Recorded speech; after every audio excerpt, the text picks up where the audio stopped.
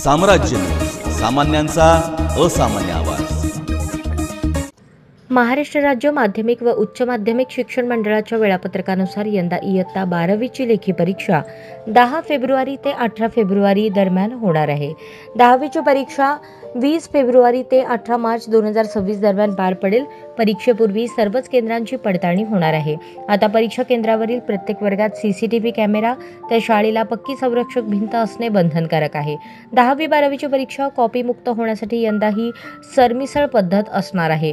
गतवर्षी ज्या परीक्षा केंद्रांवर कॉप्यांचे प्रकार घडले त्यांची मान्यता रद्द केली जाणार आहे। त्यावेळी सर्व केंद्रांवर सीसीटीव्ही कॅमेरे बसवणे वेळेत शक्य नव्हते, त्यामुळे पर्यवेक्षकांचे मोबाईल कॅमेरे सुरू करून त्या निगराणीखाली परीक्षा पार पडली होती।